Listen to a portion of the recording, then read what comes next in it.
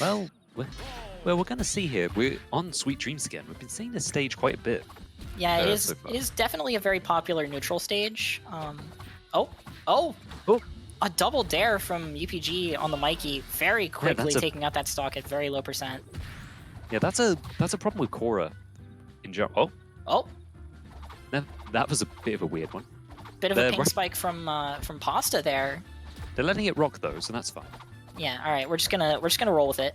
Yeah, what I was gonna say is that the problem with Korra and by extension Helga, because of how similar their like recoveries are, is because again, I'm not gonna be able to get a word in with all these lag spikes. Yeah. It's not the connection is definitely not looking great on Pasta's end. He definitely is the one with the ping spikes here. That one looks a little suspicious. I mean, if you guys want to take some snapshots, then this match would be the perfect time to do them. Yeah, if you wanna get those mid game photography sessions going. Log into your Windows 10 snipping tools, everybody. Mikey's face on that freeze frame was very nice. Yeah. I feel like we could be talking about the game a bit more. Yeah. As opposed to the lag spikes. Pasta has been kind of struggling to get in, and that's definitely very understandable in a matchup like this with Michelangelo's big disjoints just kind of flying around in every which way. Korra is a character that typically one of her main weaknesses is her distinct lack of range. Yeah. And her recovery, for her to get the most out of it, she needs to charge it up like extensively. And you know, when you've got a character like Michelangelo who can get a huge amount out of range with their aerials, it can be incredibly difficult to, you know, approach when you're trying to recover. There's the RPS. Absolutely.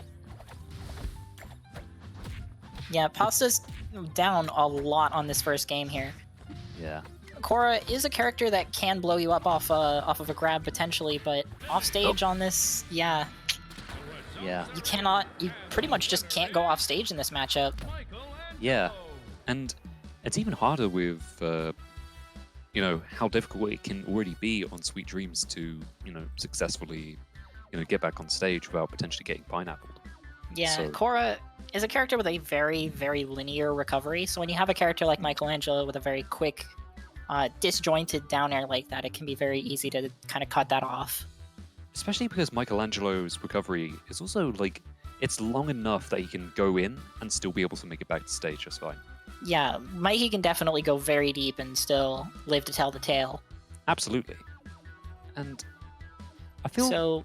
So UPG will be going up 1-0. We'll have to see if there's any... we'll have to see how Pasta adapts as this set goes on. Maybe we could see a counter pick. I think Pasta might be making Korra rock again. Yeah, Pasta... Looks like it.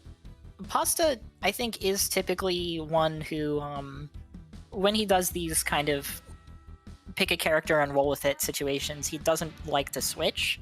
Fair enough. Unlike UPG, who tends to switch around a lot if a matchup isn't working out for him.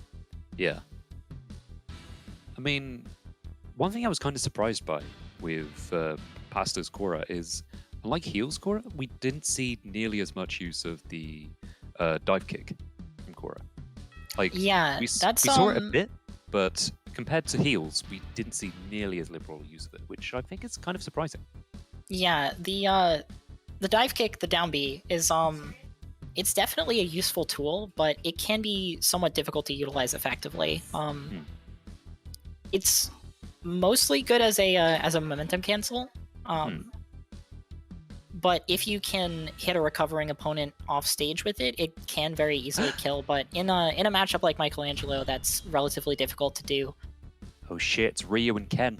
Against this character, it might not be as hard though. The two Shotos of the game. If you think about it, Helga's kind of a Shoto. I mean, she is basically wearing Ken's outfit right now. Yeah, all she's missing is a Tatsu. I mean, Nair can be a Tatsu if you like being wrong. True. I mean, UPG doing incredibly well to try and stomp using the... Because one of Helga's like key positives is that her light aerials are really good for, you know, juggles. And yeah, that's absolutely. A key part. Yeah, that's been a key part of just how players like Black are. Oh, I mean, I say that she dies.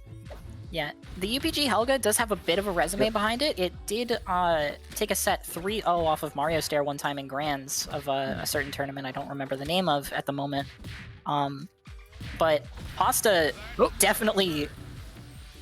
Pasta not intimidated by the results. Yeah, it's... I mean, earlier we saw... Oof! We're That was certainly almost seeing a quite a lot of the stomp, at least. That was UPG almost trying a to use- twofer.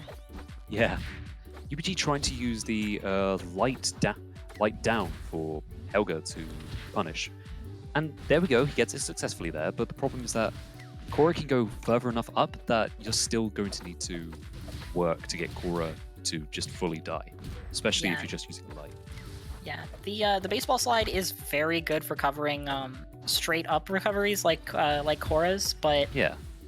if she can mix up her timing, then it can be avoided. Quick reflect on the projectile. Ooh, Kind of just- surprised we're not seeing that a bit more from UPG. yeah, just gets a raw snare, and UPG is just like that down 3 stocks to 1, just like a complete reversal of what we saw from game 1, and that could have been the game. Oh, there we go. Pasta just barely missing the follow-up off of the strong dash, and Kind of you curious do if... not want to see a game lost like this. Absolutely not. Oh. Oh, That was... okay, all right. That was certainly a way to end it. I don't really know what happened there, but Pasta managed to sneak to the ledge. Now we're even, 1-1. Yeah. I mean, I think it's safe to say the Helga pick didn't work out for UPG. Not quite. We will most likely see a change in matchup after that. I mean... UPG will typically only stick with a matchup if it was when he loses, he will typically only stick with a matchup if it was close. Yeah, and... Or if it's Shredder. Or if it's Shredder. I mean, Though I we did see... I don't expect to see Shredder in this matchup. I don't think UPG would want to pull it out against Pasta's Korra of all characters. But we are going to see a Danny Phantom, apparently. Apparently. Yeah. UPG typically only pulls out Shredder, his true main, in situations where he really, really does not want to lose. Yeah. And like I think with in a his set situation against like this, he typically wouldn't find it that serious. Yeah, like early winners, you're not going to, worry as much if you strike out. But Yeah, absolutely. yeah, Okay, I that's a- guess he caught his jump there. that's a bit of an early kill for. Yeah, that's very Blazing. unfortunate. This is a really surprising turn of events for this particular set. Like, Yeah, after that game 1, you would not expect a performance like this out of Pasta. Oh, or a performance like Kaioken? this out of UPG. Oh, caught him with the Kaioken, but just couldn't keep the edge guard up there. Gets him off stage. Ooh, he's trying almost to do hits him the... with the ghostly, Ghostly whale, Whale. but not quite. Oh, Oh! Very nice. Blazing- That is Korra's premier kill confirm, is the strong dash attack into strong dare. and it's a cool kill confirm. Yeah, it looks very cool. Yeah, UPG is peeping, absolutely. And we taking a see- nice peek at that sandy floor. And BalzingPasta using a bit more of the strong down, not strong down there, the down special now. Yeah. Yeah, that dive kick definitely doing wonders for Pasta right now, but a shuttle loop will even up, or not even up, but we'll take that first stock for UPG. UPG did really well to perfect guard the attempt at ledge, but unfortunately doesn't get too much of getting BalzingPasta off the stage. Ooh, that could have been a punish, but he hits him with the very small hitbox of the up B. A little bit of custom combos there, but we'll have to see where it goes. Gets him with the down B. There we go. UPG getting popped up, nothing too many coming out of it though. Alright. He makes it back to stage just fine. And he misses. Danny Phantom strong up air, that shuttle loop, infamously inactive move. If you don't hit with like that initial upwards Like, movement of the startup, it just does not hit. It does look cool if you get caught in the middle of the loop, though. Yeah. And speaking of looking cool, this is looking like a pretty cool stock lead for BalzingPasta even after that loss. That almost very closely was a stolen stock at almost 0% there for UPG. That could have been what he needed to get back into this game here. Well, that's the problem with... Another lag spike. Are they going to play through it? I mean, they played through game 1, so... That one didn't seem like it was from ping, though. Well, actually, it might have been. Pasta's ping did go up to like 250. I mean... That's gonna... Not gonna do it. I think that almost handled it. Yeah, that was very close to taking almost getting... Sorry. No, go on. I mean...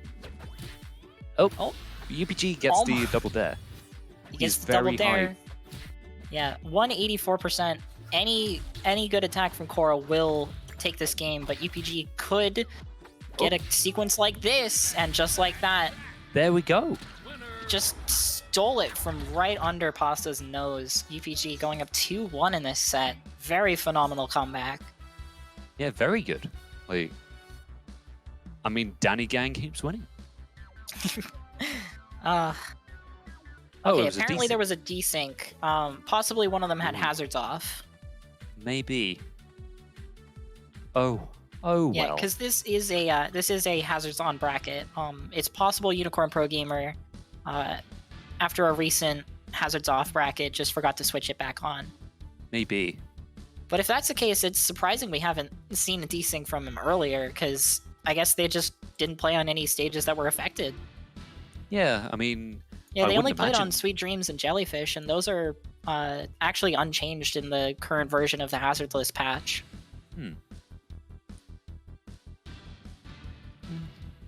I mean, you know, at least it was just a quick issue with the mod as opposed to anything else. Yeah. I mean, that's easily fixed. Yeah, that's a very easy to fix situation. But yeah. As we were saying, Toph, a character that is very is helped out a lot by the size of her strong moves, and yeah, having a stage like Sewers, which is very small, you can cover a lot of ground with your forward strong and your down strong.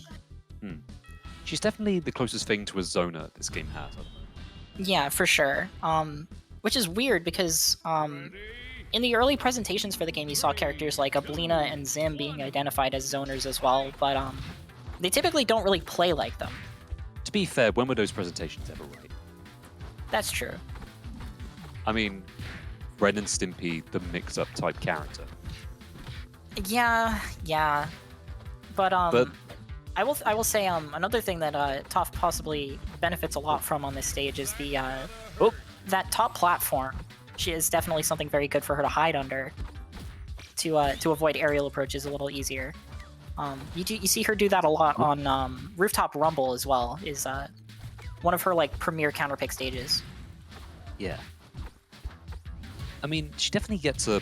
I mean, she can pretty much just cover herself in any way. Like, she can cover people who might be trying to camp on top using it. Oh man. That was probably the most unexpected time to see an RPS. Certainly not an ideal time, regardless. I mean, BalzingPasta are doing well to catch up in the heat of the action, though. Oh my god, what a phenomenal upstrong there. Very good conversion there from Pasta.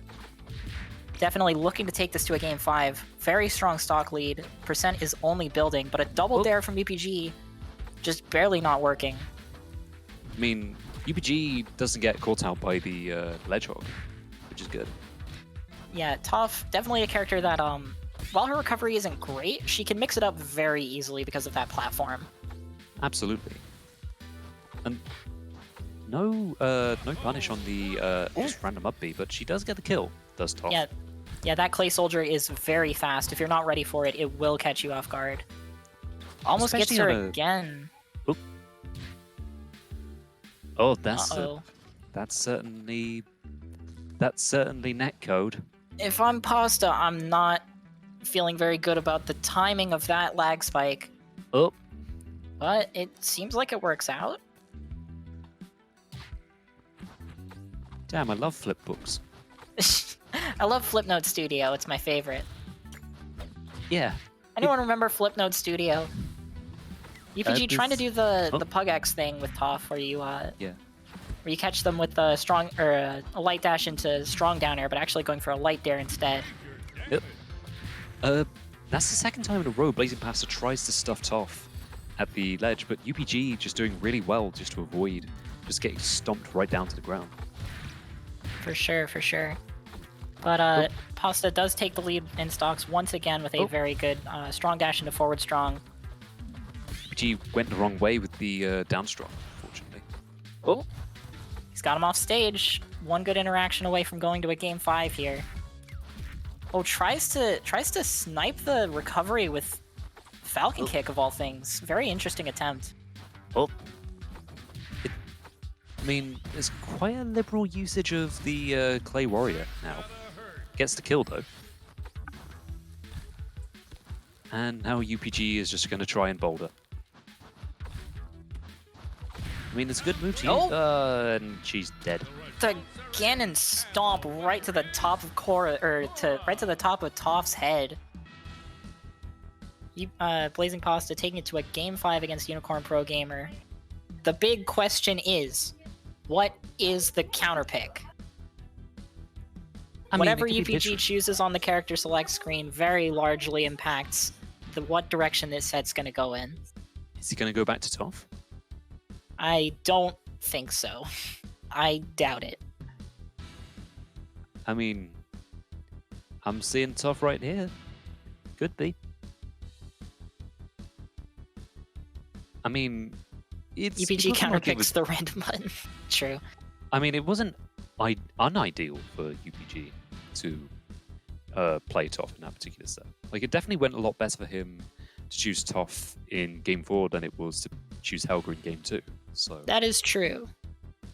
I wouldn't be surprised if UPG looked at how he played with Toph and said, "Oh, nope, we are seeing Garfield." I'm sure the Lord Heaven above has a lot to say about what's going to happen next. What do we say about Unicorn Pro Gamer? You never, ever, ever know what he's going to do. He's the 5th apostle. He is the unknowable in human form. Oh, and that was an unknowable way to finish things off. I think the issue there was the stage choice. I don't think it might not have been right. Yeah, it might have been the wrong stage there. Maybe. I mean, it doesn't look like it was the wrong stage. It says Sweet Dreams on the thing. So that's a bit surprising.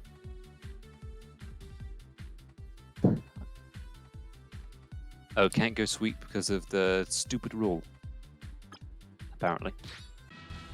Wait, are we using straight up DSR or MDSR? Oh, I thought Thirsty Thursdays used modified DSR, which would mean that he couldn't go back to Jellyfish. Because Sweet Dreams was what he won on Game 1. Well, for those who weren't aware, DSR is it essentially means you can't win, or you can't counterpick to a stage that you've won on. But modified DSR means you can't go to the last stage that you won on. So that semantic difference does decide whether or not UPG can go to Sweet Dreams. Either way, we find ourselves on Urkin Armada Invasion here on this Game 5. Yeah. And UPG is scrapping. Well, it's certainly the first time I've seen Armada, in quite a while for this. Yeah, it's not the most popular stage. I mean, it says a lot. It says a lot that Sewer's such a controversial stage that is seeing way more play in every single SnackDown we've had so far. Yeah, absolutely.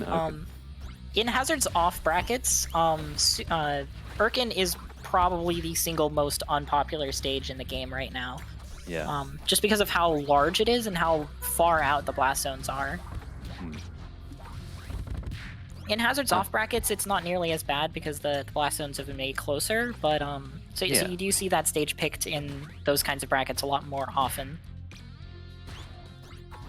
Regardless, UPG currently seeing a stock lead here, but fantastic tech on the down strong, keeping himself alive at 183%. Garfield can definitely live a very long time on this stage. Yeah, and he gets a really good stuff on BalzingPasta trying to get back on stage with the newspaper. Yeah, that was a very, very good timing on that down tilt. Yeah. UPG up 2 stocks. Oh. No follow-up on the strong dash there for... and no oh my god. Yeah, this is a situation where Korra definitely struggles, is your opponent's on high percent, you're on Urkin Armada, you just can't find the kill. Yeah. It's... I mean, that's just being further exacerbated by just, you know, how well UPG is just handling such a heavy character like Garfield. Yeah, for sure. But Korra, as a whole, just definitely struggles to kill when she can't get that conversion into the strong dare. Just playing a little bit of catch with the pie. Oh, dropped it and caught it again. That was very interesting there. UPG just doing really well just to consider the pie being caught with Garfield. Absolutely. Oh, up strong, but it's not going to kill on this stage. Oh, UPG gets to confirm using the teddy bear. But he gets grabbed off stage. What's the... Yeah, no, you can't really contest that. Yep. If he got the ledge, he could potentially... Hit with the rock, paper, scissors. If he got the ledge, he could potentially do a roll get up and edgeguard it that way, but depending on UPG's positioning, UPG could just make it on stage anyway. But still a very good up strong to even up stocks. Yep. UPG getting hit just with the end of... Oh, that's not ideal. Yeah, UPG kind of messes up his spacing on that up B and just catches a strong dare for his troubles, and just like that, Pasta has snuck his way into the lead. And just as I say that, commentator's curse. Stocks tied, no percents. Hoping he'll approach, he won't. UPG doing really well just to catch up BalzingPasta with Pookie. And... Right. But... This is just a really good follow-up. Gets hit with Pookie again. Yeah, Korra has very potent grab follow-ups, but she can do a lot of damage very quickly, but can... On this stage, I don't think she can really get any kind of throw follow-ups into the strong dash, so it can be very difficult for her to kill. But never mind. Just as I say that, I think that was relatively rough DI on that strong up air, but still just gonna kill on off the top at like 120. Was it and BalzingPasta moves on.